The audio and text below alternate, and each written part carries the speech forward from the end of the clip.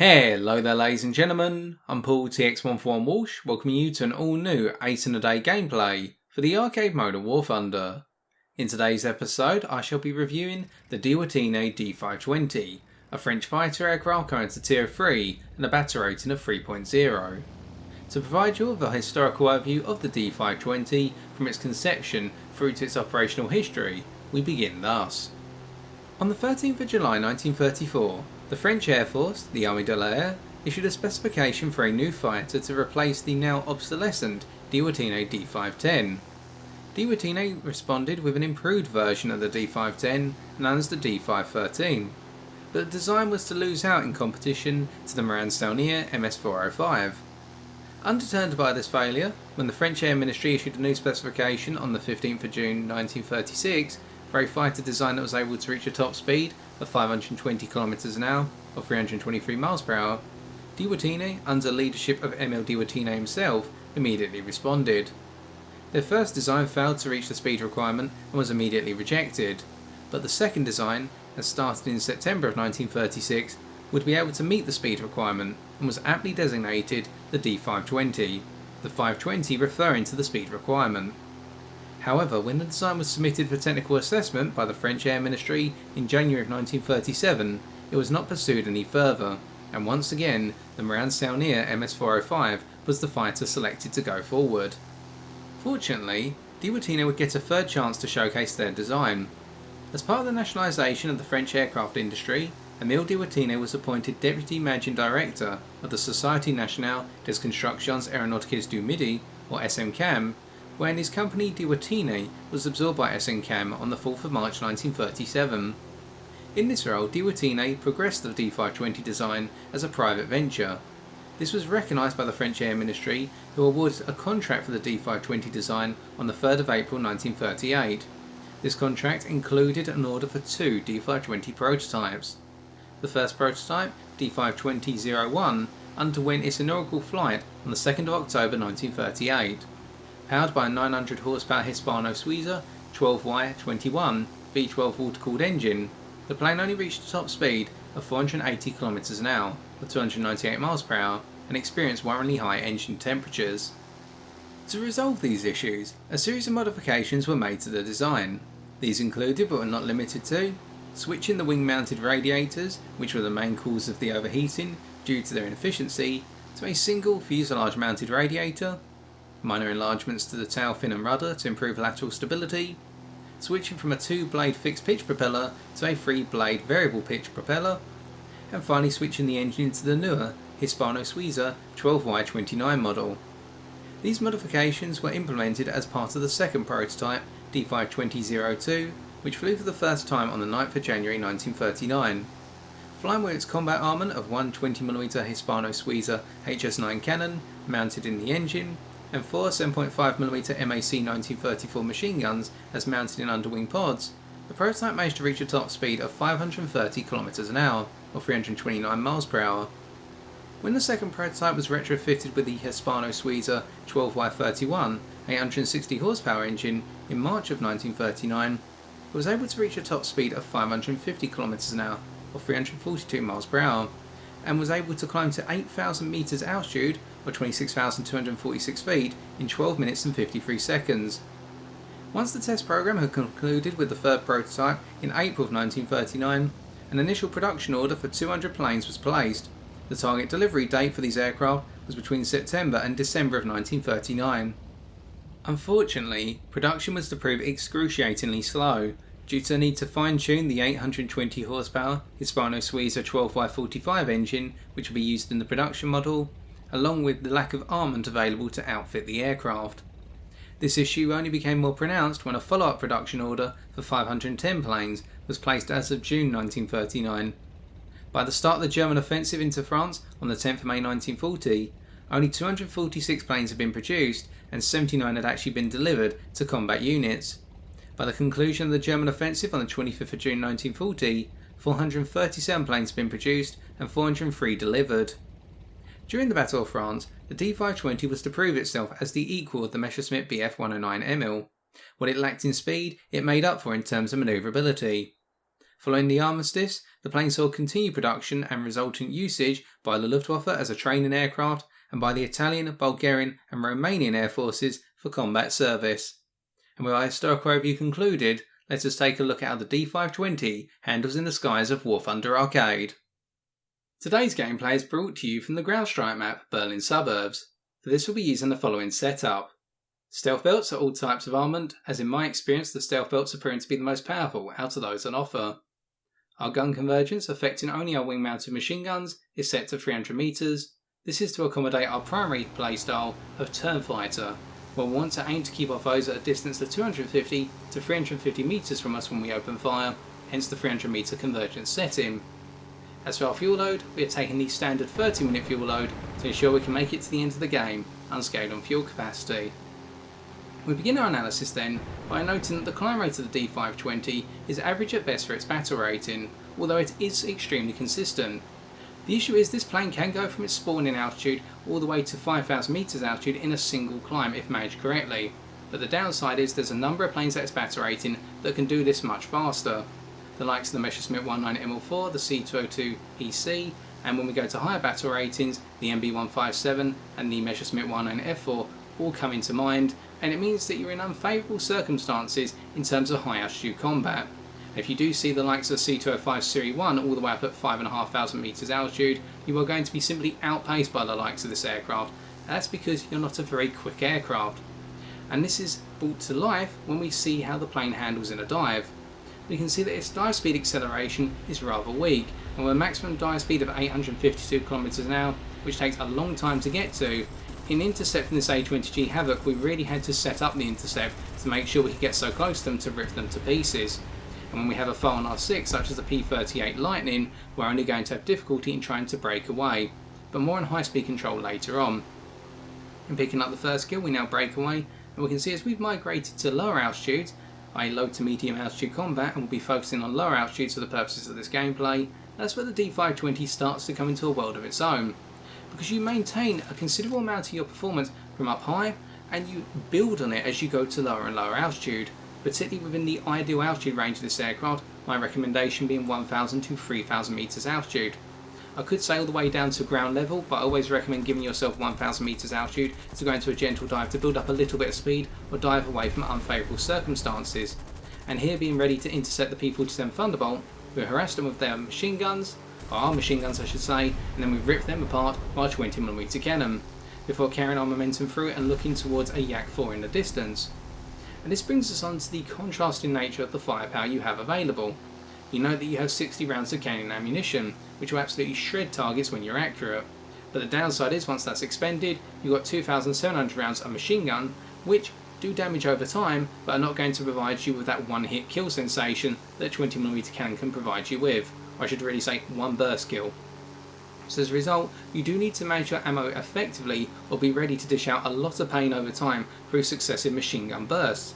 And you can do so with the machine guns against lightly armoured foes such as the SM-79 Light Bomber, or alternatively fighters such as the F-2A-3 Buffalo. But in return, when you get it right, as we can see here against the equivalent of Yak-4, your cannon is really going to bring about the results, ripping them apart in just 10 rounds. In breaking up out of this, we now start to make our way away from the battle zone and go for another reload. And this is something else you have to get used to. You will need to either invest heavily in your crew to build up your reload skill, or you have to get used to the idea of giving yourself the space to reload and being ready to push back into the battlefield just as you're about to finish or have finished the reload, and this will set you up nicely for the next encounter. And as we saunter about down low, let's talk a little bit more about straight line performance and why I would consider this a slow aircraft. Your straight line acceleration from your stall speed of 115 km an hour is fast, but only gets you up to 325 km an hour on engine power alone, at which point you start to hit a cliff in terms of acceleration, which you can remedy by using more emergency power to get you up to 425 km an hour. Now this combination is great because it puts you within your ideal speed range, my recommendation being 275 to 375 km an hour, because in this ideal speed range you'll have ample speed to get all the control surfaces to work at their maximum. Going to higher and higher speeds actually causes this plane to become more difficult to control. Again, we'll talk about that in a bit.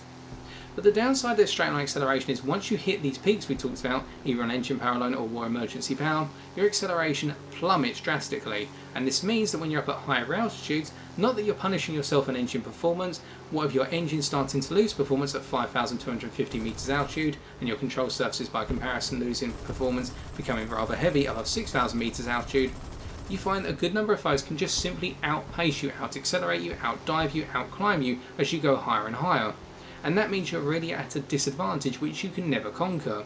But when you go to lower altitudes, as mentioned, the ideal altitude range of 1,000 to 3,000 meters, if not all the way down to ground level, you're at maximum controllability, and the likes of this P40 Kitty Hawk will have difficulty in the fact they may overshoot you when you start to flex your manoeuvrability, as we just did, and it causes them to have to break off, or alternatively engage you in a turn fight, which you can start to build the pressure up on them and eventually win. And this brings us on to turn fighting. Why does this plane excel in the turn fight? Well, the raw turn circle of this plane is above average. It's just above the likes of a Yakovlev Yak-1, just slightly behind the likes of the Spitfire Mark IIA. It's never going to match the turn circle of say an I-16 Type 27 or the A6M2 Mod 11. Those are the kings of turn fighting within the battle rating range, coming at 3.3 for comparison. But what you do have is a very powerful rudder, akin to the likes of the rudders on the I-16 Type 27 and the A6M2 Mod 11. And this means that you can flex your muscle in a turn fight when you go into your standard turn, kick the rudder in as well, and you can bring this plane around very quickly, as we've hopefully seen so far and we'll see more of as time goes on. And in return, this means that you can take your foes by surprise and get them down in that turn fight within a very short space of time. I mean that once you start off in a 1 versus 1, it doesn't quickly develop into a furball before you can get your shot on target, and this improves your chances of survivability. We're going to go head to head with the P40 Kitty Hawk coming towards us here, and this will serve to demonstrate the overall damage power that you have with the cannon in the head to head. If you are accurate, you'll be able to cut apart your foe. The Kitty Hawk still making their way towards us, and we can see that direct and clear. We'll rip them apart before they're able to return fire successfully. I wouldn't rely on using your 20mm cannon as a head-on tool, simply because you've got limited ammo, you've only got the one cannon, and you do need to be precise in the head-on, as we also pick up the kill on the Messerschmitt 19 ML3, and look towards the Yak-1 coming in, making sure not to present a target to them. But coming back to controllability in turn fighting, what you have to add to the situation is that your roll rate is above average. Comparable to the likes of the Messerschmitt 109 ML4, your roll rate is good enough to allow you to change direction, meaning situations such as rolling scissors are not a problem, and you can very easily conduct rolling scissors against foes. The only downside in terms of manoeuvrability is your elevator, which is decent, but you do have a rather wide looping circle once you go below 275 km an hour. This means that when you go into a loop, make sure to start your loop towards the top end of your ideal speed range, if not slightly above it, I say 400 km an hour, and that means you can use your elevator and your loop circle effectively to stay with a foe. And indeed an F2A-3 Buffalo would love to use their loop circle against you. But here we can see how we're using our rudder and our turn circle to stay on the 6 of the F2A rather than let them get the advantage, and we're able to rip them apart for our 7th kill. Now what about when you go to higher speeds? What happens in terms of lockup? Well, between 600 and 800 km an hour you lose 75% of your roll rate, you lose 25% of your rudder performance between 700 and 800 km an hour, and you lose 50% of your elevator performance between 600 and 700 km an hour. And this paints the picture of boom and zoom being a weak playstyle for this plane, particularly long distance high speed boom and zoom. Over short distances you can play up to the speed of say 575 km an hour without punishment to your control surfaces, although one thing I do find is that this plane does feel a little bit lighter in its controls once it goes to higher speeds in excess of 450 km an hour. And what I mean by lightness is not in terms of the controls whether they're heavy or light, in terms of the plane will feel very easy to throw around in the sky, and this isn't always necessarily a good thing. Because one of the things I like personally about this plane in a turn fight, it's rigid on its controls to the point that when you go for a turn, when you push around on the rudder, you really feel the impact. Meanwhile, when you're in a boom and zoom dive with this plane, even at a decent amount of speed, so 450 to 575 km an hour, I feel that the plane is less controllable because the controls are floaty, i.e. that lightness I'm mentioning. Perhaps not too easy to articulate, but hopefully you get the picture. If not, let me know in the comments and I'll try to explain via another analogy. Going after the A36 here, intercepting them before they're able to take out our teammate, we rip them apart and we're looking for the enemy plane above us, the P400, or the P40 with a 0 on its tail, and we swing around, trying to use our rudder here to get the shot on target as they go above us, and we can see we're able to get onto target, we're just not too accurate in our firepower, and that has cost us the kill for the time being. Hopefully we can make amends shortly. as we pick up the kill there. And as we now break away, we get ready to go for another reload. And it's a rinse and repeat of this cycle of doing damage, getting away and reloading, and then get back into the fight. Now let's talk about one thing we haven't discussed yet, and that's durability. Now if you wind back the clock of this gameplay, you'll note that the only damage we have taken so far is tail damage from the rear gunners of an A20 Havoc. But notice in particular the elevator has been significantly damaged. Now damage to the elevator and the control surfaces itself, in terms of them going yellow or orange, is not a problem. It's the fact that the elevator of this plane in particular falls off very quickly. And I've had a number of instances where I've been hit by sub-caliber machine guns in terms of being, say, 7.92mm or less compared to heavy machine guns at 12.7mm of the Americans, for example, and I found the elevator has just fallen off of this plane. The Heinkel 100 seems to be a notorious plane for dealing that damage to this aircraft, so we pick off the P-36G Hawk and now pursue the I-16 Type 18 to try and get another kill, get them off the 6-star friendly P-40. The durability of this plane is not great in general either. It can take light amounts of machine gun fire all the way up to heavy machine gun calibers, but 20mm cans will rip this plane to pieces, and in particular you will find the overall fuselage will be shredded, burst into flames and burn out the sky. But by avoiding getting hit so far, as we've been demonstrating and using the manoeuvrability to our advantage, we've been able to have a successful campaign in this plane in mopping up aircraft in multiple turn fights or intersection passes. As the game comes to its end, it's time for us to take a look at the post-game stats.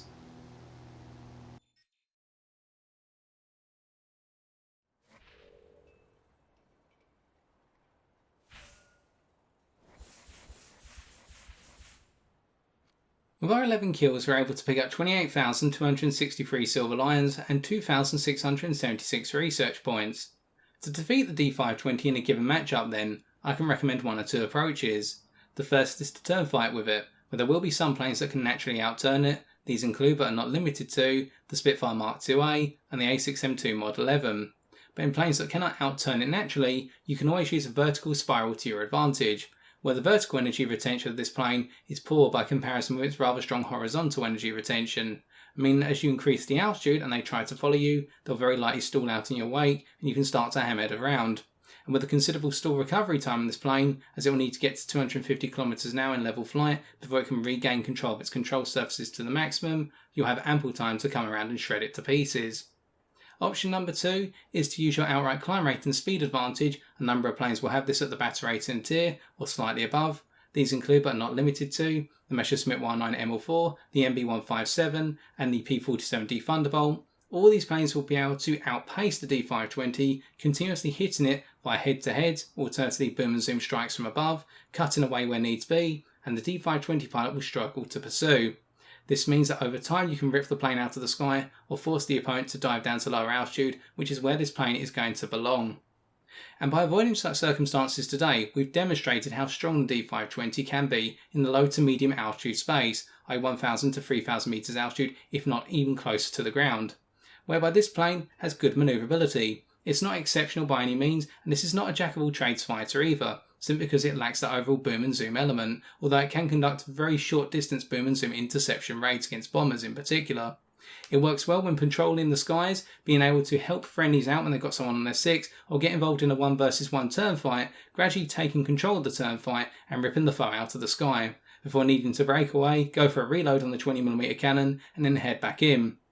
But never be afraid to use your 7.5mm machine guns when the cannon's not available, as over time they can cut down foes which lack the overall armour and durability compared to some of the other opponents you will encounter. Indeed, I can see why Guillotine's D.520 was seen as France's finest, simply because it's a fighter that's fun to fly, and it's not too punishing for the average pilot. Just be aware of your limitations, and you'll be able to rack up a nice kill sheet and have good fun in this aircraft. And so I've been TX141, and if you have enjoyed this video, why not leave a like, comment or subscribe for future War Thunder videos on my channel.